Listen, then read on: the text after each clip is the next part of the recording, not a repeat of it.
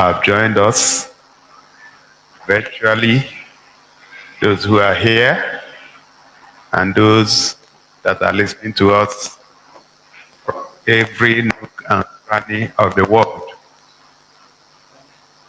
Let me start by thanking our brothers and sisters, Abia people who have continued to give this government great support. We are not taking it for granted, and we really do appreciate all that you are doing to support the government that you installed about a year ago by your votes. We are just about 10 months in government, and we've continued to live up to our calling and deliver on this show contract that we signed with all of you. A lot of things have happened within the last 1 month or slightly less after we had the last media engagement in March. Within the last 2 or 3 weeks, we've been able to flag off 2 major routes. One, the Arochukwu, Okobo, Ndiokereke. Stories have it that road has suffered dilapidation in the last several decades. And because of how strategic that road is, we are proud to announce that we gave it to one of the best contractors in the country, and we gave them a timeline of 12 months to deliver that road. Information available to me is that they have started in earnest, and they are prepared to deliver by before the end of March next year. A week later, we flagged off the Isupa road that links Isupa to the Enugu-Port Harcourt Expressway. That road is an 11.5 kilometer road that is also very strategic. In the next few weeks, we should be flagging off the Osisioma road. Pictures that I saw this morning indicate that the road is simply impassable. That if you recall, that used to be the industrial zone of Abia State. All the companies, the NNPC, that one, the Dubai breweries of this world, and 7 upper 10, all those companies, no good price, all those companies used to be on that axis. They are not unaware that a lot of them have voted with their feet or folded up. And contributory to that action was the state of infrastructure in that place. That's also around where geometric is. We managed to reconstruct the road to geometric before the floods. So that major road, the flag would already awarded it. And it will be flagged off any moment from now. To be flagged off also, even though work has started, and it is the Oboy Road in Aba. That's also another very difficult terrain. And I announced that we're using cement, rigid pavement technology, that's what it's called, cement, and to build the road. Work has started already. Work should also start soon on the other road, the Ohanko road. It's also in the back. Works going on in another 29 to 30 roads in different stages of completion, including the Cemetery Road in Aba, the Woman Road also in Aba, Amy Road, Factory Road, Pepple Road, and then several roads in Umuahia, including the Osa Road, and the 67.4 kilometer Umuahia all the way through Africa to Hashem Road. The road being done by 3 contractors at the same time to ensure speedy delivery. Then on pensions, we had promised that by the end of last year, we were going to take off all the pension arrears. Unfortunately, by the end of the year, we are still saddled with the very difficult verification exercise that ended just a few weeks ago. Like you all know, I'm glad to report that all pensions, when I say all, I mean all of them, have been paid as of last Thursday. All the arrears have been taken away, and it was because people really didn't understand that when you owe people as a government, people that work for you, or people who are deserving of their wages or entitlements, you shoot the economy on its feet, because the economy works with money. So if you are in Abia and you see that those pensioners who would have been begging 500 naira, 1,000 naira, 5,000 to eat are able to feed themselves today, and you recognize the fact that when they spend this money, they spend it in the state. So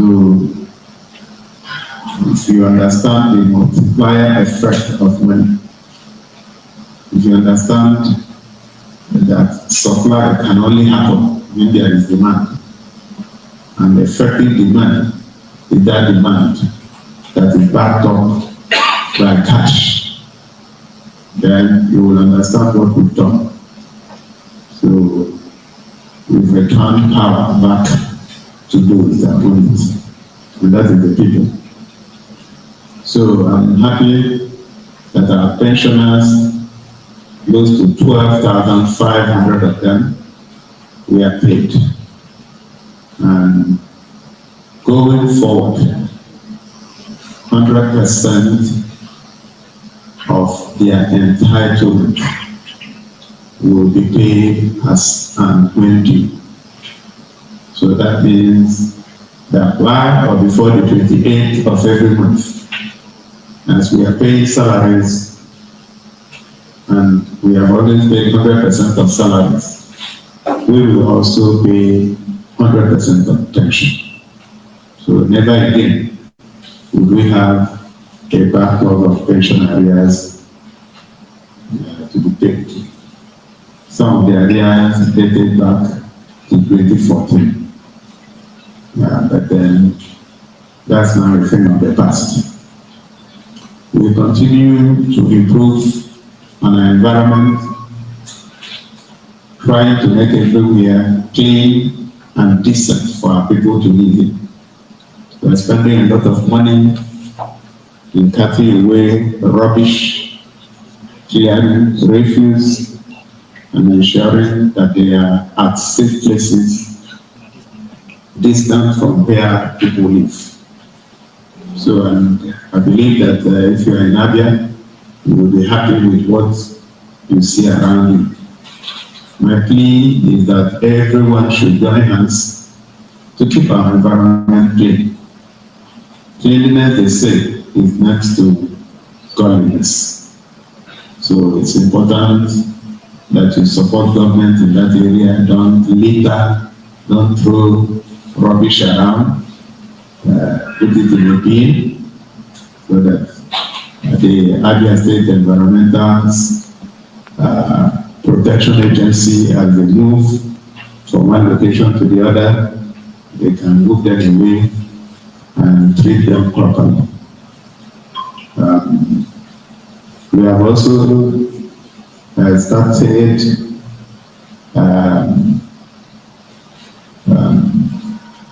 with a place called Avon around Obo Hill in Aba area. Part of it was caving into erosion. We first of all evacuated everybody that lived around there, and we have just awarded the contract to fix the gully and make the place habitable for our people once again. There are a few other places around Omuahia and all the way towards Isubato that are also suffering from erosion. With the support of the Ecological Fund, we are moving steadily to ensure that we protect our people who live in and around those places. On health care delivery, we continue to push believers in that area, and I'm happy to report that we have the doctors who live in America under the auspices of AMPA, who have started arriving the state. I'm not sure of how many people that have come, but the records I have show that we're expecting over 80 doctors from the US. We are happy to have them because the exercise they are going to engage in the next 10 days will be gratis. So they will conduct surgery and other forms of treatment, run tests, and support our people, and they are not going to charge any money for that. So if you do have your people in the different locations, we have made provisions through the mayors to move them out to the township where they are going to, where the AMPA doctors are going to be operating from, and also instructed them to get vehicles that will bring people out and take them back to the locations so that they can benefit from the magnanimity of AMPA. And let me use this opportunity to thank AMPA for choosing Abia State.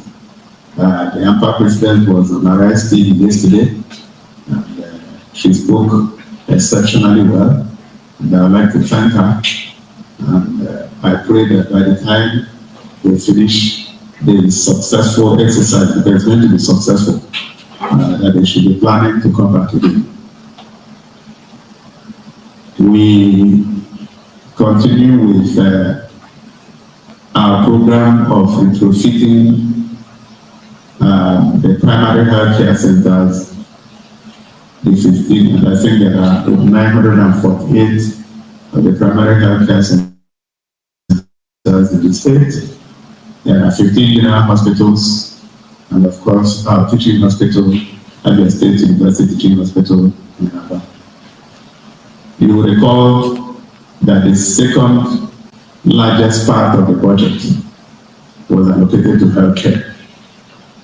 And we intend that the money will be used judiciously to just make our hospitals fit for purpose and attract the right kind of medical personnel. We're already in the process of enhancing their pay so that we can attract some of our doctors that are abroad, some that are in other states of the Federation. We need them here.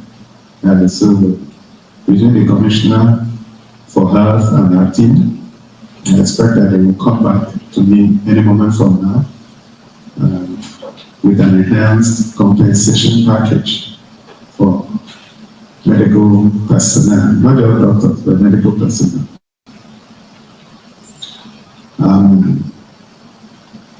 The other area that I would like to talk about is our local government system. If you have paid a little attention, you will find that a lot of work is going on in virtually every local government by the mayors. Starting from the local government headquarters, about 90% of them were in decrepit state before now. The information available to me is that a lot of them are receiving attention. So the idea of appointing mayors is working, because all what we wanted to achieve is that while we are working at the state level, we will have competent people at the local government level also working in synergy with us. So I can tell you that I'm very happy with what is happening in the various local governments. In fact, it does appear that there is some competition of some sort by the mayors, and we continue to support them with wings to fly, because that's what governance is about. It needs to get down to the grassroots. We have also set up a joint task force to enforce compliance with rules and regulations. People still leave their shops and occupy the roads. A few miscreants who call themselves Abians can still be found in a few places. We have said that we are legislating out miscreants. Extortion is not allowed at all.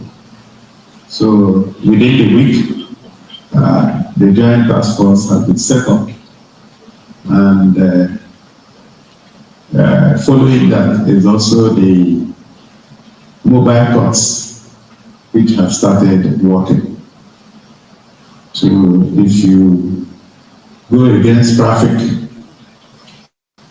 if you commit any traffic offense, if you take over the road rather than your shop, if you park in the wrong place, if you extort money from people, you could be endangering yourself. So before one is beforehand. So we want people to conduct themselves in the most appropriate manner. 10 months is enough grace period for people to adjust. We've been preaching, we've been pleading. This is now the time for action. People must comply with the rules that have been set by the authorities in the state. That is the only way things can work. I do know that there are other areas that I do not want to continue, so that I will give enough time for you to ask your questions. So once again, let me thank you for listening and welcome you to this media engagement. God bless you.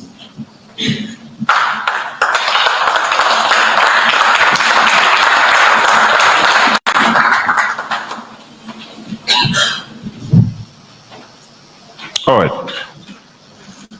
Thank you very much, Your Excellency, sir, for that opening remarks.